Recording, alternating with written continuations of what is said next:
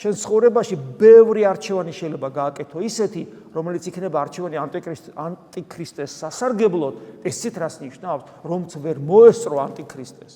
შენ პიროვნულად და ისე გარდაიცვალო. შენ თუ შენ ცხოვრებაში მრავალი ისეთი არჩევანი გააკეთე, რომელიც ანტიქრისტეს სასარგებლოდ არის, დიდი ანტიქრისტეს დროს რო ყოფილიყავი, იმას აირჩევდი აუცილებლად. გესმით, რატომ ხდება ეს? და თუ ჩვენ დროს მოვიდა ის, ხო უნდა მივხვდეთ, ხომ არ უნდა ავირჩიოთ.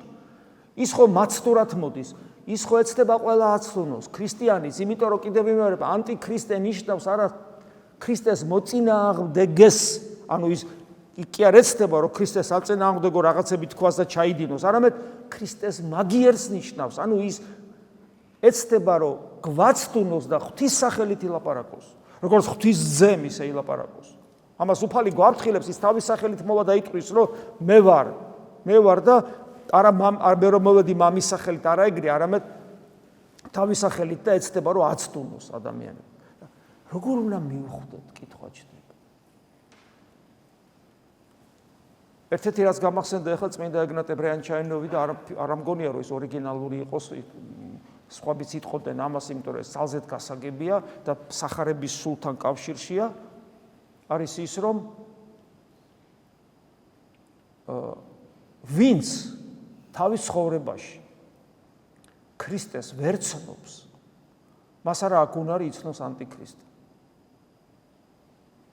ეს არის ძალიან ღრმა აზრი და ეს აზრი თეორიულად არ შეიმეცნება, ეს აზრი პრაქტიკულად განიცდება, პრაქტიკულად შეიმეცნება და თუ ეს ჩვენთვის გაუგებარია, მაშინ ჩვენ პრობლემის წინაშე ვართ.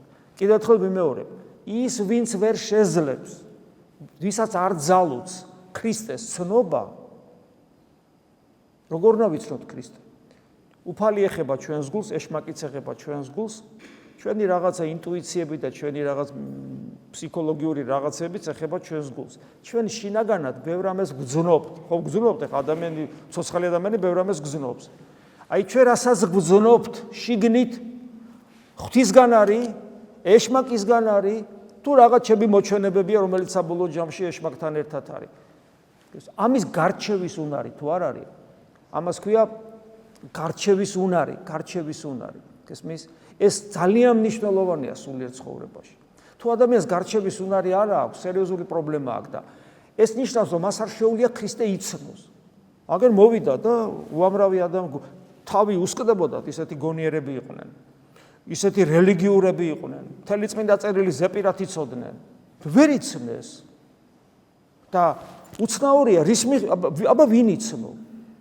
ღარიბებმა, არა მარტო ღარიბებმა არის, ლუკა არ იყო ის არა ქვია, არც პავლე არ იყო, უცოდინერება უფროსწორად, უცოდინერება ვერ იცნეს. ხო, არის ღარიბებიც, ხო გახსოვთ, ხო? ეროდეს სამეფო კარის მოძღვრის სოლიც ქრისტეს მოწაფე იყო და ამ შემდეგ, ანუ პილატეს სოლი გახსოვთ, ხო, როგორი ბრძოლები აქვს, რომ ეხვეწება თავის ქმარს, რომ არ მიიღოს ამაში მონაწილეობა. ანუ იმის თქვა მინდა, რომ რამე გარეგანი ნიშანი, რომ რის მიხედვით ადამიანები, აი ამ სოციალური ფენის ადამიანები ცნობენ ამისი ვერ ცნობენ, განათლებული ცნობს, ან გაუნათლებელი ცნობს, ან მდიდარი ცნობს, ან ღარიბი ცნობს, არ არსებობს.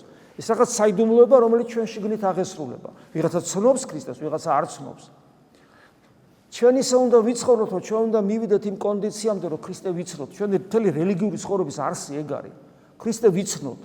სანამ ჩვენ გვატყილებს საკუთარი სიმართლე, საკუთარი გულის სიტყვა, გესმით? სანამ შეცდომებს უშვებთ, რომ არ ჩვენს არჩევანში ყოველდღიურად რომელ ქრისტეს ცნობაზეა საუბარი? ჩვენ ვერ ვცნობთ ქრისტეს. იმიტომ ის ჭეშმარიტებაა, ის გზა არის, ის ვიწრო კარებია, მას ვერ ცნობ, იმიტომ გეშლება სულ და როდესაც მას ყოველთვის იცნობ, აღარასოდეს შეგეშლება.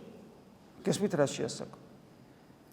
ამიტომაც თუ ჩვენ გვინდა რომ ანტიქრისტე არ მოგვატყვილოს, ჩვენმა პირადმა თუ იმ დიდმა თუ მოვესწარით, ერთადერთი საშუალება ამისი, გავიზარდოთ სულიერად ისე, რომ შეგვეძლოს ქრისტეს ცნობა.